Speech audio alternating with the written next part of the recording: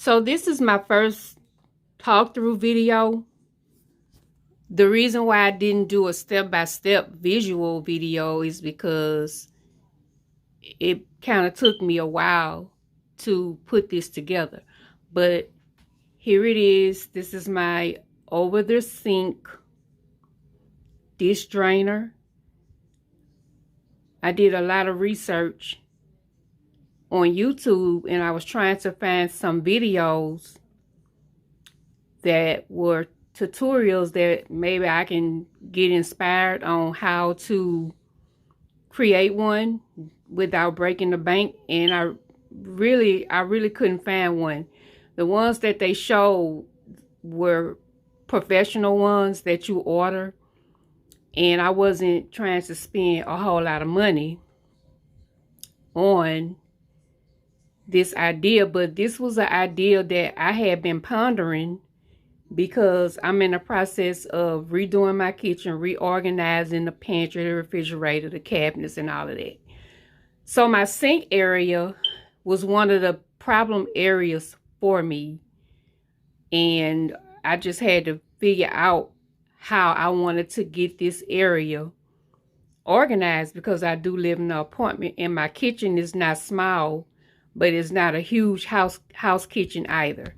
So I'm gonna go ahead and walk you through exactly what I did and where I got the materials and all of that kind of stuff from.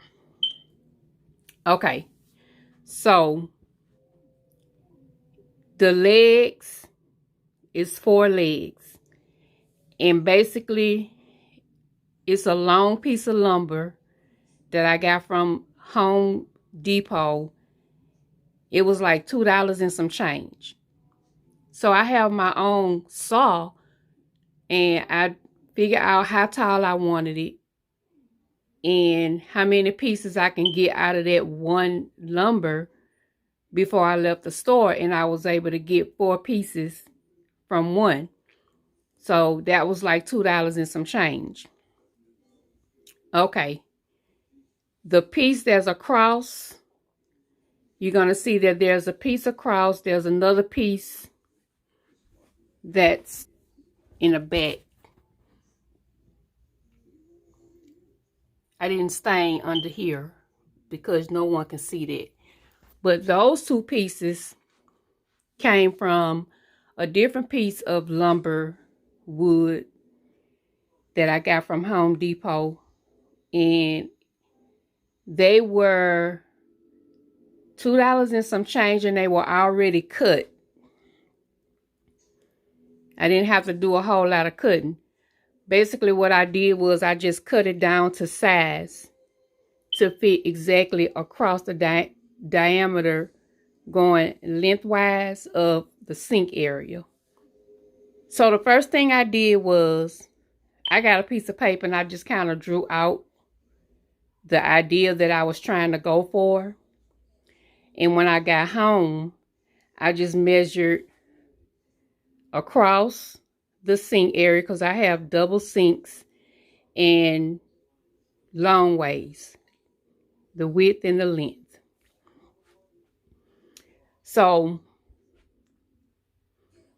that's how I came up with the dimensions of how wide and how tall I wanted my dish drainer to be.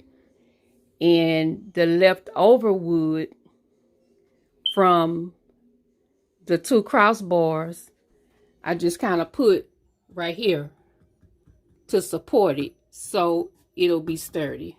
So I have one on this side and I also have one on the other side. Now, I put a lot of thought into what kind of dish drainers I wanted to use. I was going for the wrack ones, these right here, which is made by Rubbermaid.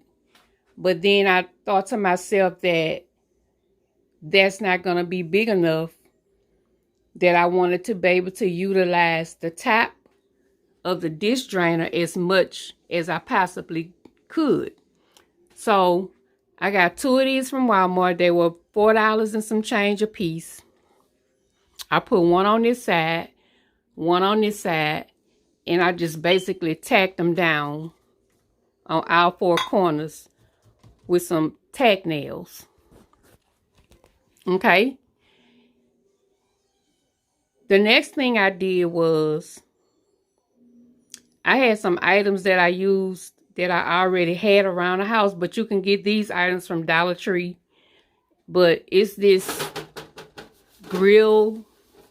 This is some kind of grill thing. You can grill like seafood or something on a grill. But when I saw it, I thought it was a great idea to use to put in between the two dish racks to maximize more space and drainage, and I could put my cups and stuff up there. This right here, I've had this around the house. As you can see, I didn't really put 4 nails. I just put 2 nails in to get it up there, but it's pretty sturdy. But this is something I got from Walmart some time ago. I think Walmart still sell them. They were like $2 or something. But it's just a towel rack that goes in your bathroom, or basically wherever you want to put it. And I thought it was a great idea to put it on the front of this. I just got one of these. I will use this to hold my sponges, my little brushes, and just kind of little kitchen stuff to clean around the kitchen area. Now, the assembly part of it was pretty easy. The hardest part was figuring out the dimensions and the cutting. Once I got the dimensions right, because they almost got to be almost perfect.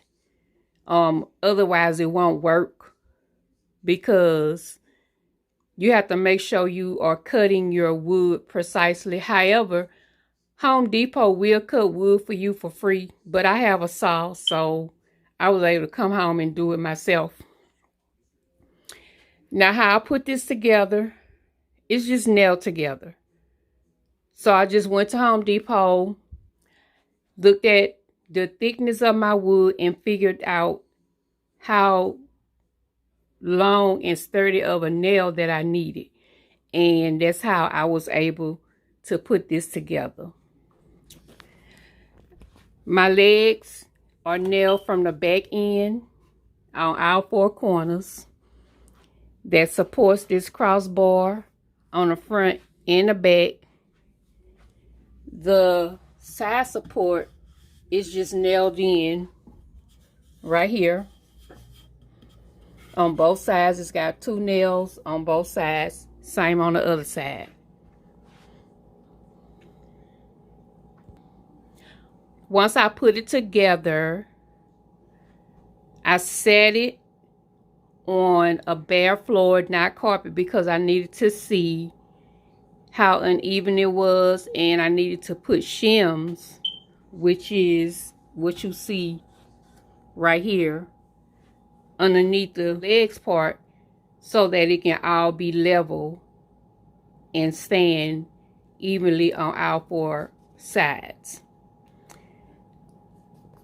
I just took some hot glue and hot glued the shims to the bottom of my legs.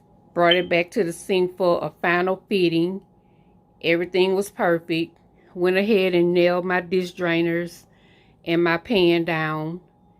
And once I got everything nailed down and perfect and fitting the way that I like it, I came back and I stained it with this Rust-Oleum stain plus polyurethane. The color is dark walnut, and this is the color, you guys. And that is it. I don't have to do anything else to it. I'm not going to do anything else to it, because in this case, less is more. It's perfect. As you can see, I've already started using it. It's perfect. One tip before I end this video: if you decide to make this dish drainer, make sure that you are making your measurements long enough and wide enough so that the dishes can drain directly in the sink, directly in the sink. This one is over this sink. This one is over this sink, and everything is draining in the sink, not on your cabinets or countertops or nothing like that. So that is it for this talk through video, you guys. I hope that this helps you and inspire you to create something of your own. This is the perfect time to begin to create while we're at home and being safe.